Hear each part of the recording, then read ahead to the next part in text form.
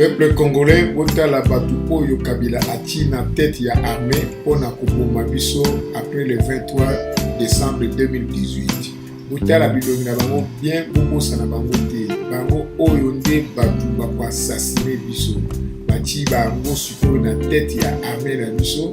Donc Kabila a préparé assassinat massif ya peuple congolais na batu oyo bako diriger yango bango oyo. Botala bango bien bobosa na bango te po bazali ennemi public numéro 1 ya peuple congolais.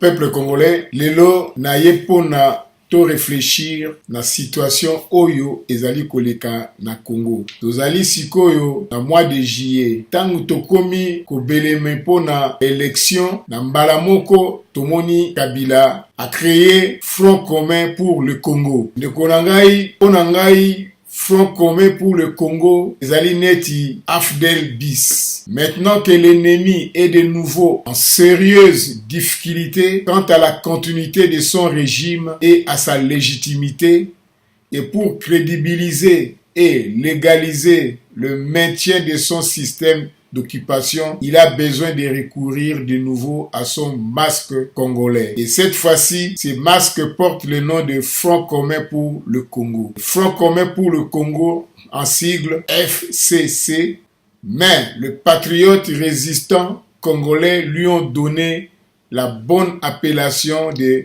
Fédération des Congolais corrompu. Ce fourre-tout a besoin de regrouper en son sein des ramassis congolais de tous bords qui seront mis au devant de la scène pour réclamer et appuyer la troisième candidature de Kabila. Ce dernier a donné des instructions fermes à la Banque centrale de mobiliser les billets verts dont raffolent les politicards congolais, tant de l'opposition que de la majorité kabiliste pour gonfler l'effectif des corrompus. Bandeko na ngai kaka na moment oyo tokomi na élection tomoni nini après Front commun pour le Congolais tomoni Kabila a créé Cour de cassation et Conseil d'État. Cour de cassation et Conseil d'État. Donc sikoyo a komi na yango complet. Cour constitutionnelle, Cour de cassation et Conseil d'État. Cour constitutionnelle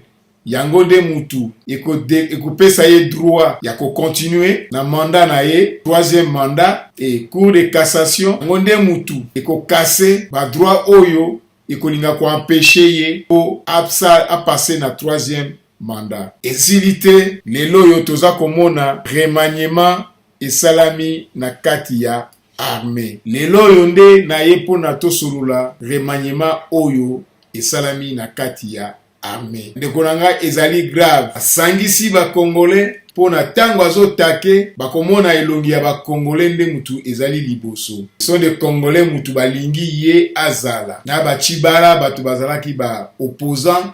Lelo yo Chibala andimi autorité morale na ye ezala Kabila. Et Chibala ayebi yango bien bitumba abunda banda kala et Kabila troisième mandat ekosala mate. Mais lelo yo anja kondima yango. Bisanga bonganga tangu aboyi kokota na mouvement oyo. Bisanga bonganga baza ko poursuivre ye na coup d'état oyo kutu. Tangu nanu kutu Kabila yete na ba 1978. Bimiseli ye motif wana. Bandeko na ngai toko vivre na mboka oyo dengeni. Après ayeko dala ko créer Cour de cassation et Conseil d'État. Pona a rassurer penza puissance naye Kabila asali remaniement akati ya armée. Mais ndenge nini moto oyo azali na fin ya mandat na ye azali wana pona kosala transition aza kosala ba loi ba remaniement na kati ya armée. Kabila a placé sikoyo batu na ye. Donc peuple congolais il faut to se préparer na guerre. Surtout Kabila azako se préparer na guerre. Ceux qui par naïveté attendent encore de Joseph Kabila des décisions importantes ont commencé à être servis. Après le Front commun pour le Congo, FCC, sa branche politique, il vient de bétonner sa branche militaro sécuritaire. En prélude, le message est clair. Je suis candidat et je suis prêt pour la guerre. Joseph Kabila a choisi l'option de la guerre et a répondu coup sur coup à Antonio Guterres, secrétaire général de l'ONU, à Nikki Haley, à l'Union africaine et au peuple congolais. Bandeko na ngai tomoni yango bien. Ba conférence nyonso tout, ba réunion nyonso tout international. Kabila se présentaka lisusu te, a sabota yango, alingi kokutana lisusu na batu wana te. Chef Butundu bazali pona ko servir mensonge na ye auprès ya ba autorité oyo ou bien ba groupement oyo ou bien ba conférence oyo ye akokende te. Kala mingi te, secrétaire général ya ONU na président ya Union africaine Bangaki baya na Congo, Kabila a saboté rendez-vous wana, soit disant que le 17 juillet a prendre ba mesure moko très importante. Alors soka yambi batu wana kolakisa lokola ke bangonde batu ba influencer ye po apprendre ba décision wana. Alors ba décision nini oya ngaka prendre le 10 apprendre le 17 juillet. Bandeko na ngai azako la musabino l'air nyonso tout ozala ba naïf te ba politicien na biso na moni bango nyonso tout ba naïf bazali wana po bazala ou bazako banga Kabila. Voilà réponse ya Kabila apesi na secrétaire général ya ONU po atika kotuna yeke est-ce que okozala candidat to okozala candidat te. Pesi réponse na Nikki Haley mutu azako yela yeke respect et accord ya Saint-Sylvestre. Pesi réponse na Union africaine que soki bo attaquer nga militairement boko kuta na pe na ba militaire oyo ngai naza na bango. Donc a déclaré guerre na batu nyonso tout. Et peuple congolais a laksi biso ke o mekate so bo meki na ko boma bino. Voilà pour le peuple congolais remaniement oyo Kabila asali tina na yango wana. En installant un tel dispositif, Joseph Kabila a voulu ainsi répondre au secrétaire général de l'ONU, à Nikki Haley et à l'Union africaine et au peuple congolais qui lui demande de quitter le pouvoir le 23 décembre. La guerre, c'est au peuple qui la fera pour s'imposer au pouvoir. Rappelons que le chef de l'État Joseph Kabila a remplacé le général Didier Etumba par le lieutenant général Célestin Mbala à la tête de FARDC et a rappelé le général John Numbi comme inspecteur général de FARDC. Voilà, peuple congolais, Kabila azako préparé guerre. Et biso, peuple congolais, tozako loba, tozako koka eloko mon côté. Biso tozali l'étranger. Moi to ça la réaction mboka ezalité ko kiti lelo yo kaka bako ramasser yo kaka na aéroport au kende loin te. Mais tozali neti a guide, suivez les guides. Et ma tozako loba batu bazana kisasa mingi bazali corrompu akoloba lelo lobi bapesi mbongo histoire ici. Les forces armées de la République démocratique du Congo FARDC ont un nouveau leadership. Le chef d'état-major, le général Didier Etumba, a été remplacé par le lieutenant général Mbala Moussense Célestin. Aussitôt mis à la retraite, Didier Etumba a été nommé conseiller militaire de chef de l'État. Il remplace à ce poste le général François Olenga qui a été nommé chargé des missions au cabinet du président de la République. Kabila azali na niveau intellectuel te pona a raisonner na sens oyo. Oyo ezali raisonnement ya batu oyo basala école supérieure militaire, donc école de guerre. Et spécialiste ya école de guerre oyo abiman école de guerre na États-Unis eza Kagame. Ye azali spécialiste ya guerre, organisation militaire de A à Z. Ala mingi te Kabila autaki kouta na Kigali na Rwanda. Kozonga zongi azosala remaniement militaire. Donc aza toujours une école, aza na batu oyo baza ko ipoleye na Congo, ba professeur ya université ya droit, ya science, ya lettres, bango nde mutu baza ko simba ye. Na Rwanda spécialiste ya diplômé na école de guerre Kagame mutu azako diriger sur le plan militaire. Bandeko na ngai, qui est le nouveau numéro 1 de l'armée congolaise. Le nouveau chef d'état-major de FARDC est un mélange du Kasaï oriental et du Katanga.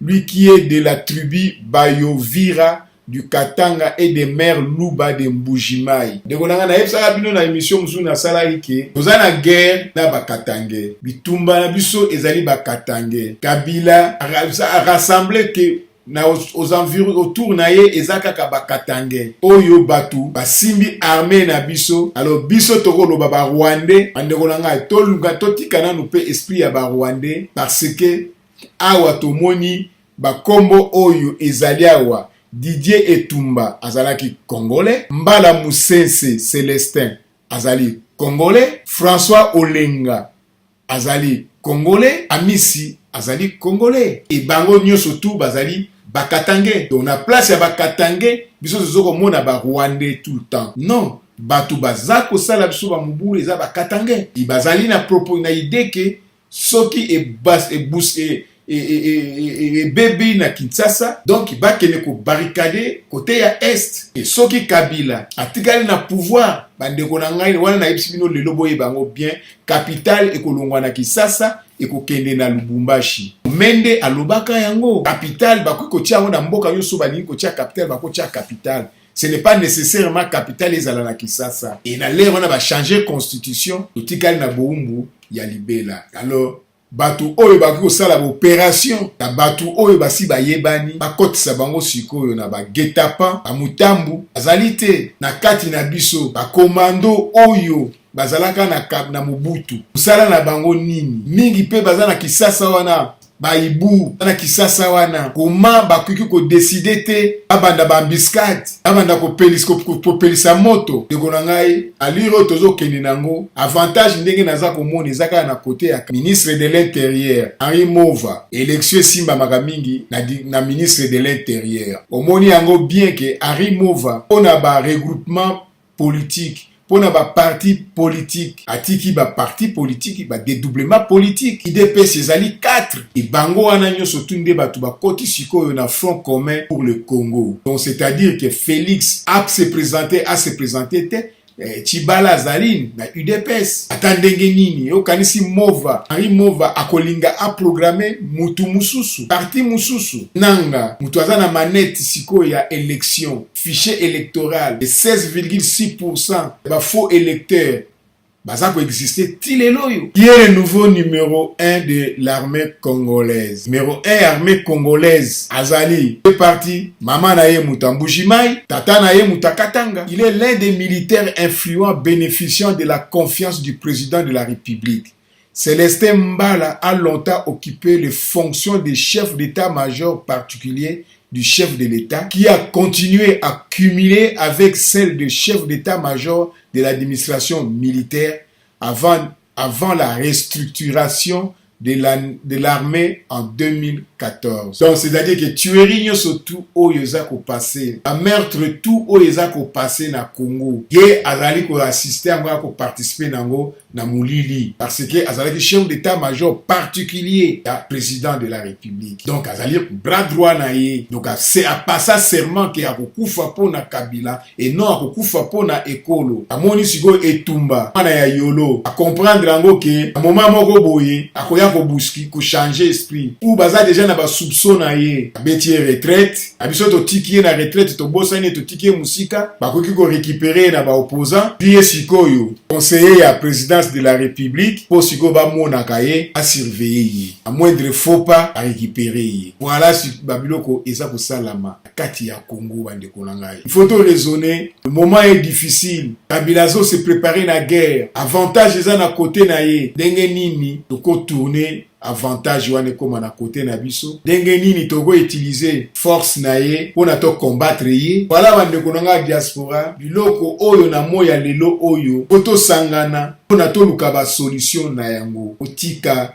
bilobela ya pamba pamba tolanda mouvement soko bozolanda mouvement ndenge ezokende okomprendre yango ke asuka nango takogania kozala gange kozala Kabila. Est-ce que bozali sur ONU ou Union africaine ou SADC bakointervenir po bakotisa bazongisa démocratie na nzela na yango toza sur te bozali sur penza na mbala moko kaka boye Kagame asundola Kabila aza sur te kolo oyo rebellion esalami na Rwanda Kagame alobi ke mboka oyo balingi basala lokola bakotisa mobulu na Rwanda bayeba yango ke soki ekontinue bakokamwa frappe ya basoda na ye ndenge bakosala ya soda oyo mutu nyonso asala mosala ya soda ayebi yango bien ke Kagame azali diplômé ya école de guerre na États-Unis yango epai Utina Clinton a soutenu ye pe a soutenaka ye. Donc azali mutu na bango. Est-ce que au lâcher après cette opération Mbala a été dégradé au poste de numéro 2 à l'état-major général chargé de l'administration. Car son élévation à la tête de l'armée c'est samedi 14 juillet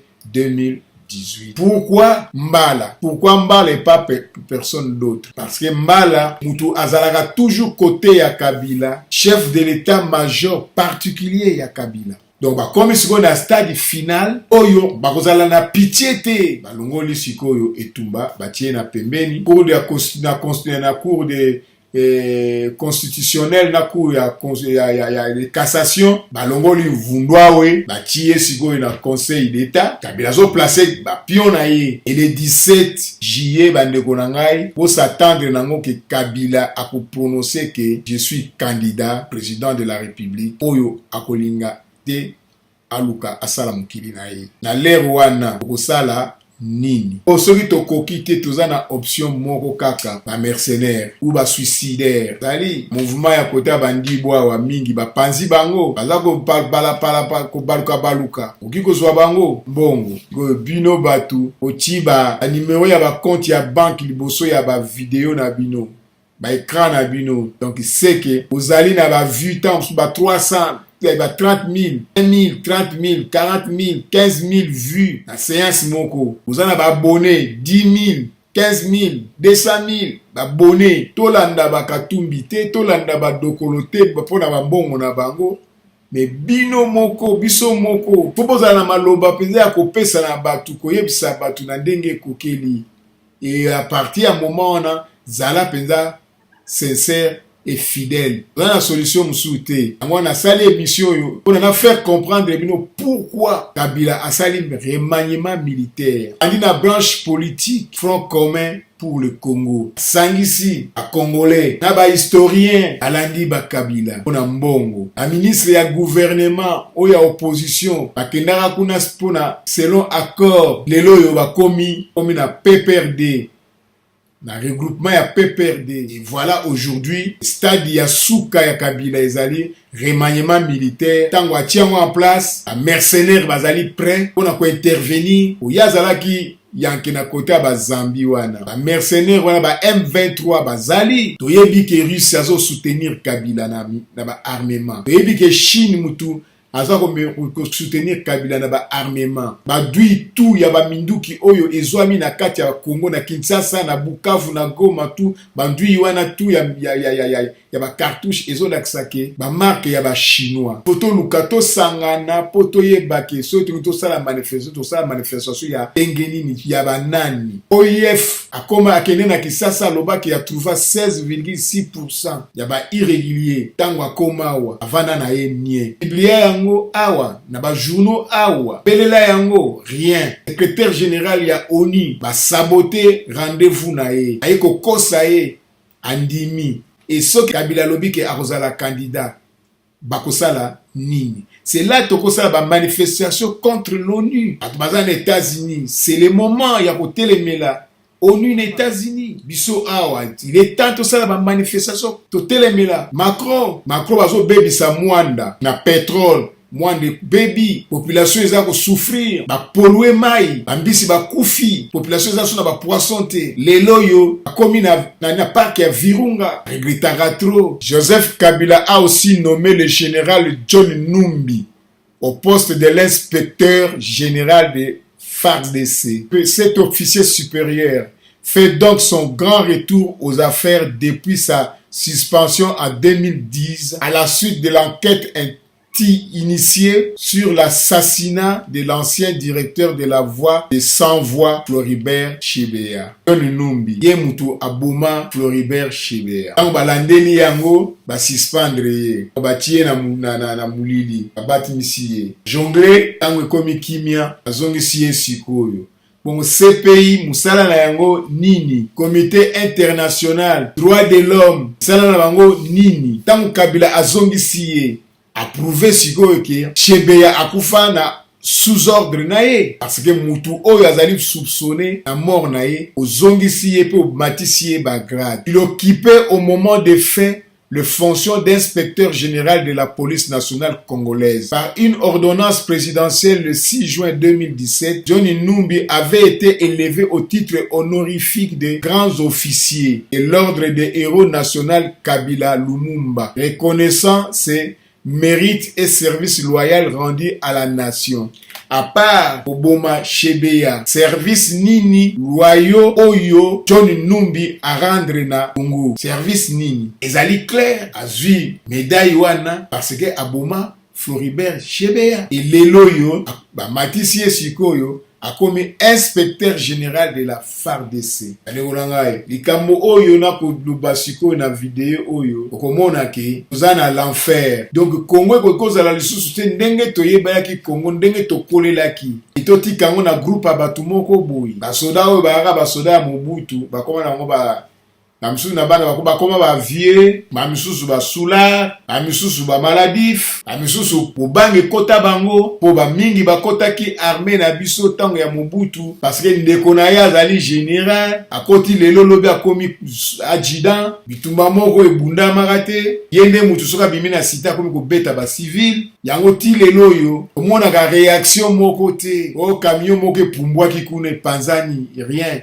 mizali biloko ya bakomando buzaka bakomando ndenge nini sabotage bwako yekolaki yango ya ndenge nini lelo bozoko kwa komettre yango en application te ukomi kobanga liwa yo soda mais topoto lobiba na difficulté oyo toza nango il faut ba soda oyo baza na kati na biso ba réagir biso ba civil toza koloba mais yo militaire oyekola yango oza kobanga liwa yo militaire okokota na Congo yebi ndenge okokota pe na Congo sake bamona yo obimi komandoti osala komandoti onga kota koli nga boy na boy bamasolo kaka so boza na kati ya batu bamasolo ya exploit moment exploit yango yoti. La nouvelle avait provoqué de vives réactions auprès de la société civile et des défenseurs des droits de l'homme pour Zeid Rad al-Hussein, haut commissaire des Nations Unies aux droits de l'homme. Ce titre honorifique était une insulte aux victimes.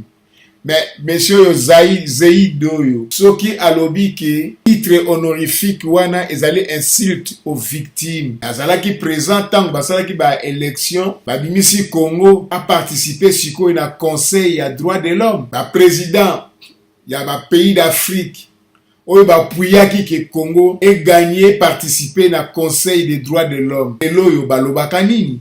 Est-ce que à partir de si kana ba congolais vous allez sûr que SADC a quoi intervenir pour na kotia droit kati ya Congo ko bengana Kabila? La satisfaction de l'armée et de la police après la nomination de John Numbi. Plusieurs raisons justifient ce sentiment de joie observé dans le milieu des hommes en uniforme. On renseigne premièrement que le général John Numbi avait marqué par un sceau de Salomon son passage aux forces aériennes. Les échos venus de FARDC précisent que c'est lui qui avait modernisé et dynamisé les forces de ces corps de l'armée nationale tant sur le plan technique que professionnel. Donc, la passage yoyo, n'a faire comprendre bino, peuple congolais, ceux qui ba militaire bazalana ba ko contredire, nga ba contredire. C'est-à-dire que John Numbi, azali na ba militaire, oyo, yo kelaka ye. Ceux qui a lobby, oya lobby yangonde ko salam. Ba militaire wana, tango ya zongi, bangonde bazana plaisir.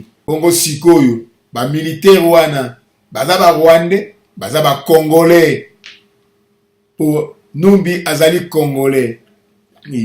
C'est-à-dire que ba militaire oyo bazo sepela Ce sont des Katangais. Na kati ya armée, boye biso zo kanisa ke baza ba Rwandais mutu baza ko nyokola ba soda na biso non, ba Katangais nde mutu baza ko nyokola ba soda ya Bazaïr, ya Équateur, ya Kasai, oriental, occidental, ya Bandundu, armement, ya solo na masasi ya solo ezali na ba Katangais. Même na bana mura wana tozoka bana mura il faut bazala ba voyou oyo ya Zambie, Lubumbashi, bango nde mutu bazali na kati ya bana mura.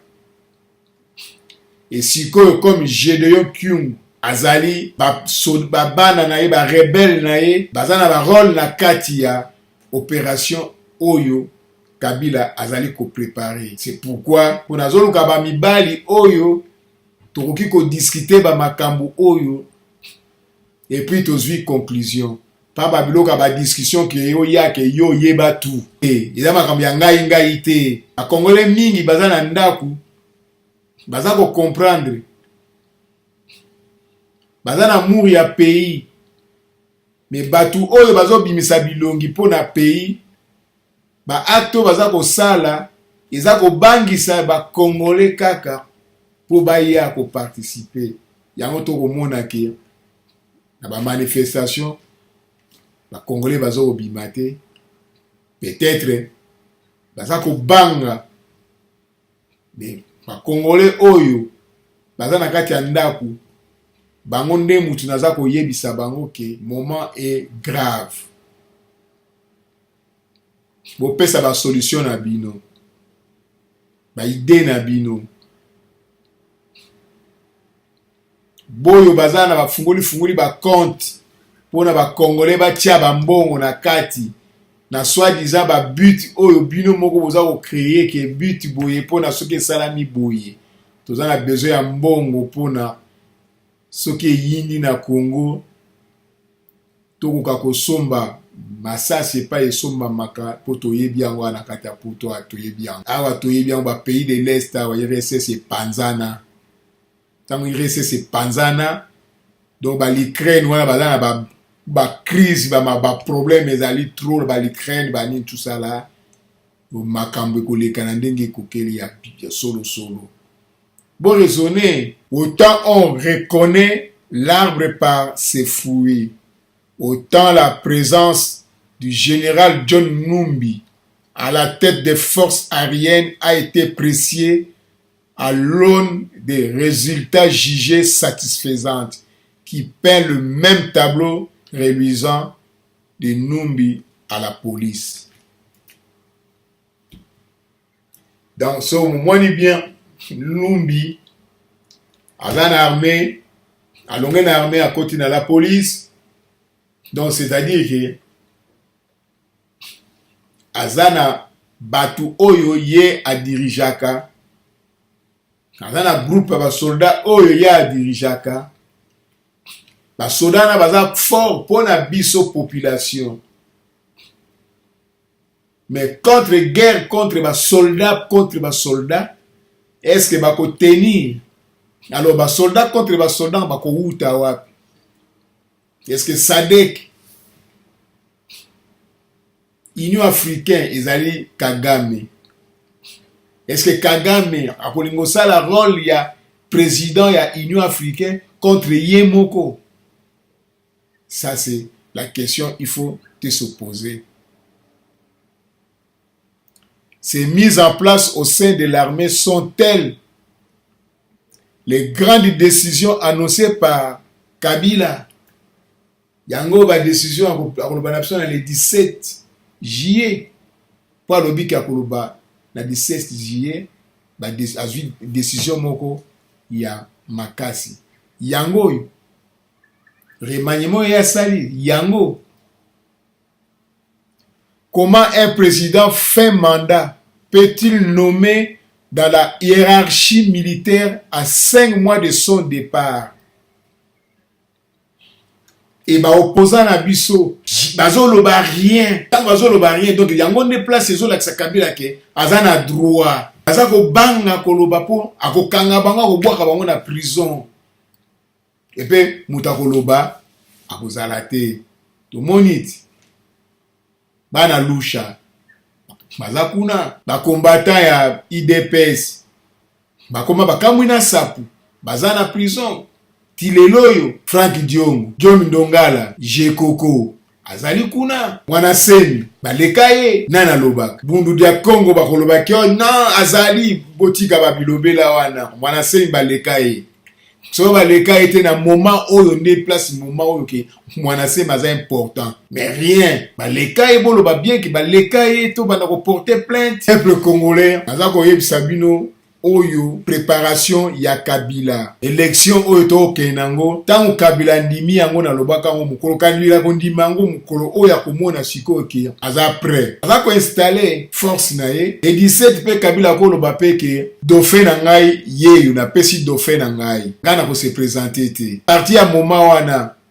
dauphin na ko se présenter ata ndenge nini boye bango bien ke dauphin wana mutako gagner Henri Mova na ministre de l'intérieur akolo bapele lelo ke machine ya électronique wana machine ya voter balongoli yango pona ndenge naza komona ti mukolo ya na badato to komi awa machine wana ezo bouger kaka te ezo ya kaka te quantité ye wana je suis pas sûr que quantité wana ko kapona mukilwe ni mobimba na ndenge programme nango ezalaki fallait ezala 105 000 ordinateurs ezali awa te. Le président ne préparait-il pas son maintien au pouvoir envers et contre tous quand on sait que les généraux Numbi, Amisi et Delphin Kayimbi font partie de son précaré. Azo sala ngo vis-à-vis donc opposition boza komona yango te biso ba diaspora toza komona yango te réaction nini tozo sala ma manifestation nini tozo sala contre ba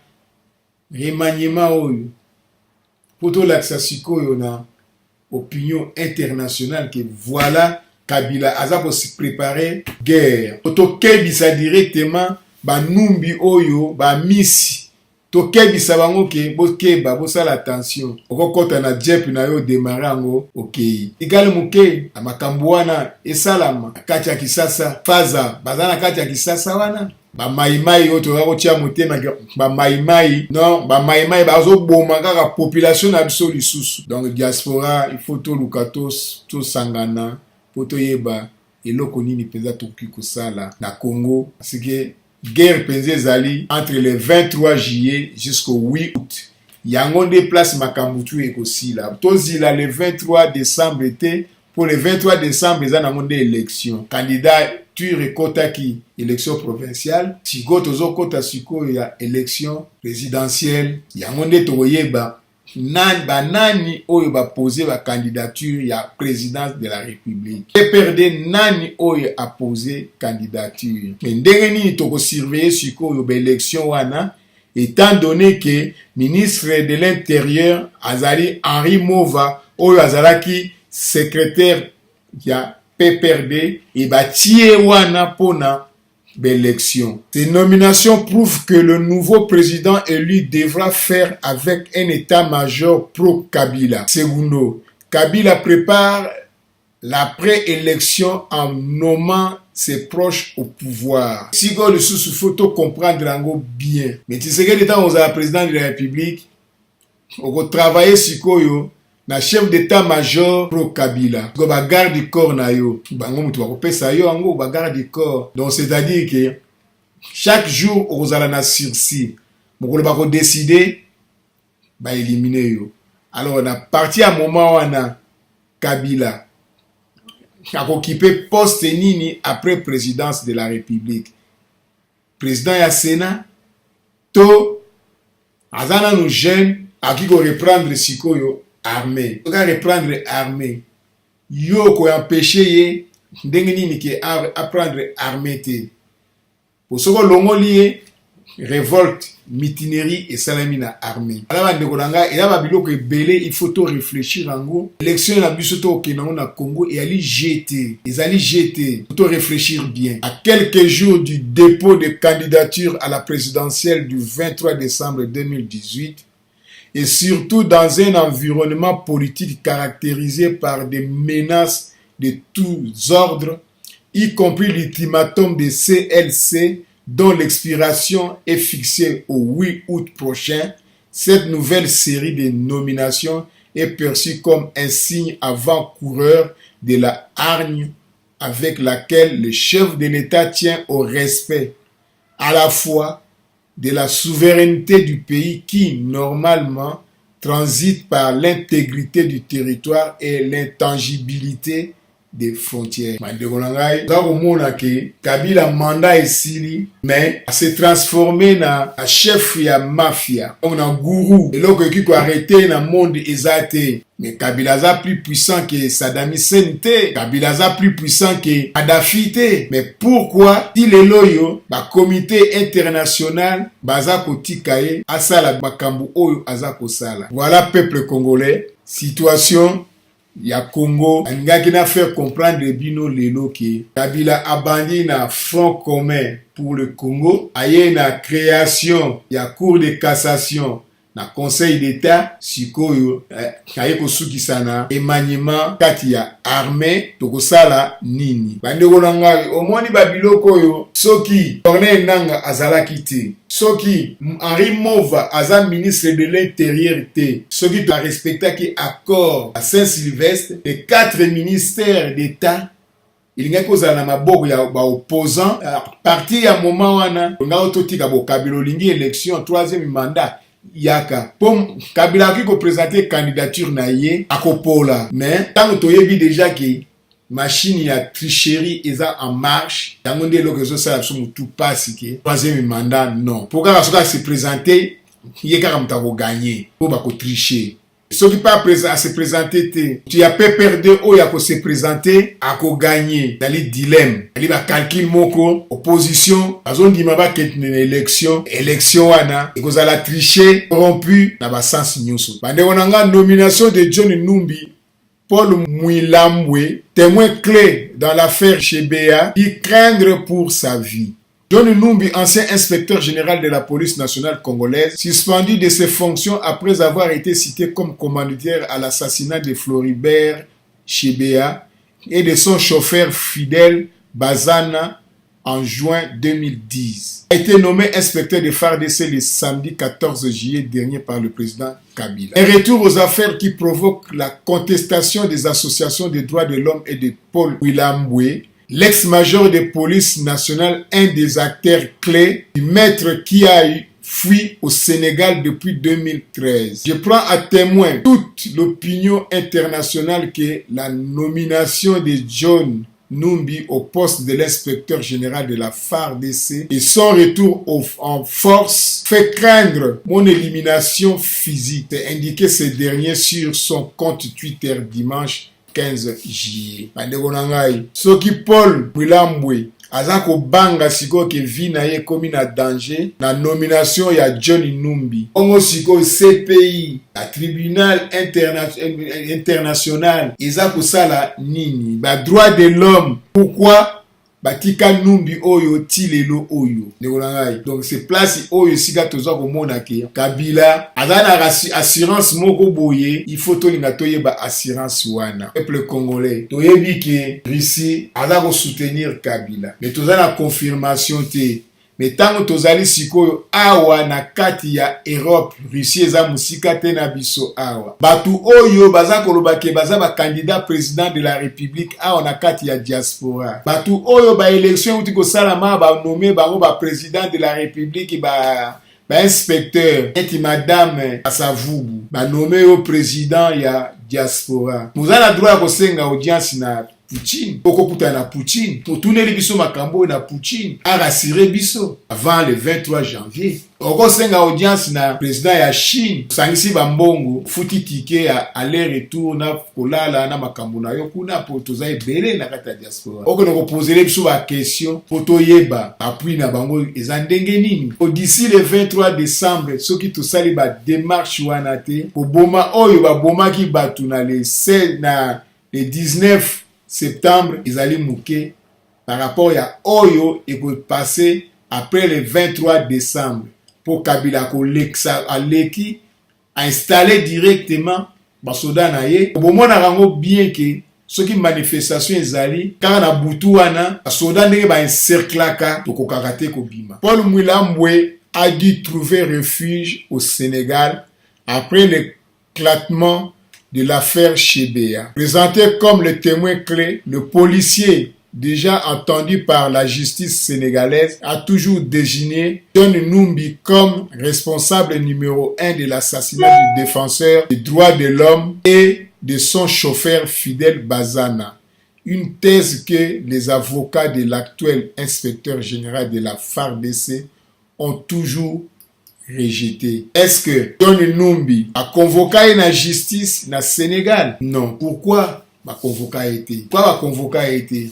Et ce qui va convoquer, pourquoi a se présenté été? À partir à moment où on a lancé ce mandat d'arrêt international. Pourquoi Kabila azali toujours na ba bénéfice moko boye exceptionnel. Voilà bande konangai vidéo na sali yango pona na faire comprendre bino Kabila azali ko préparer eloko nini peuple congolais toti Kabilobela problème ezali sérieux to prendre un peu au sérieux. Voilà pona lelo vidéo na salaki lelo pona na faire comprendre bino schéma nini Kabila amemi ti date oyo décision est très importante Kabila koloba bon kambo tala moteki soki Kabila lobike na ko se présenter te peuple congolais bo sepelate neti mpuku azolia insecticide azoka sukali mayebi ka kokufa. Donc c'est-à-dire que ce Kabila lobi ndenge wana donc muto ya ko se présenter na place na ye aza na victoire assurée. Donc combat na biso esilité combat na biso sur photo yekola ndenge nini tokoki ko surveiller élection ndenge nini ba bureau de vote to ko encadrer yango ndenge nini avant élection fichier électoral ndenge nini tokoki ko nettoyer yango po tozala sûr que oyo etikali penza bango wana batu bazali ko exister. Nanga lobi ke na fin a ko publier ba liste ya fichier wana électoral na mboka na mboka tanga ko publier yango batu bakoya ba telemi bazotanga kaka akombo nangezali yo oya koloba ke kombo na yebi yango te me yo za nani ozomona yango te me na bureau ya vote kozala mutu ya opposition azawana moko azali pona ko compter batu oyo bakoti ezala opposition ou peut perdre non a compter ka nombre nini ya batu bakoti na sali oyo lelo to koma makambo ya video avana na video ti caméra resi élection sili to compter liboso nombre ya batu na caméra to compter nombre ya na kati ya papier et to contrôler nombre oyo nanga pesa ala bandeko na ngai die na ngai yango wana totala boyoka yokela te apesi bino problème à résoudre. Pourquoi front commun pour le Congo? Pourquoi cour de cassation Conseil d'État? Pourquoi remaniement militaire la dernière minute alors kaza sous na mandat mon côté où ils ont permettre à sala ba makambo ya so sala la peuple congolais makambo nazalaki nango oya ko sala nga motema pasi ya wana bimise de bino o étudier ngo to luka solution ingeta qui a tué Floribert Chebea et son chauffeur Fidel Bazana. Le président de l'ONG La Voix des Sans-Voix a été retrouvé mort dans sa voiture près de Kinshasa. Son chauffeur, également membre de l'organisation, a disparu